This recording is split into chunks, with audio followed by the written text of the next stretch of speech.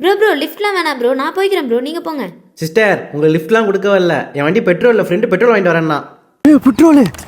Petrol உனக்கு இல்லடா, வேற யாருக்கு?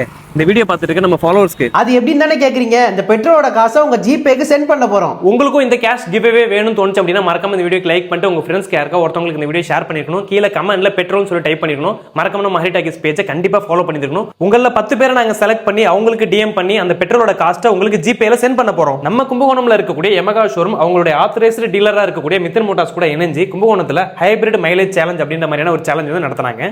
நம்ம கும்பகோணம்ல எந்த யமகா பைக் அதிக மைலேஜ் கொடுக்குதுன்ற மாதிரியான விஷயத்தை தெரிஞ்சுக்கிறதுக்காக லீகலான ஒரு ரேஸ் வந்து கண்டக்ட் பண்றாங்க. இது மூலமா ஃபர்ஸ்ட் பிரைஸ் 2000 ரூபாய், செகண்ட் பிரைஸ் 1500 ரூபாய், தேர்ட் பிரைஸ் 1000 ரூபாயும் கொடுத்து அவங்களுக்கு அவார்ட்ஸ், சர்டிபிகேட்ஸ் அண்ட் கிஃப்ட்ஸ் வந்து ப்ரொவைட் பண்ணியிருந்தாங்க. நிறைய பேர் இதுல பார்ட்டிசிபேஷன் பண்ணியிருந்தாங்க. அவங்களுக்குமே வந்து பார்க்கறப்போ மிதன் மோட்டார்ஸ் கிஃப்ட்ஸ் வந்து ப்ரொவைட் பண்ணியிருந்தாங்க. இவங்க இந்த ரேஸை நடத்துறதுக்கு உண்டான காரணம் யார் இந்த ரேஸ்ல ஃபர்ஸ்ட் வர போறாங்க அப்படின்றதுக்காக கிடையாது.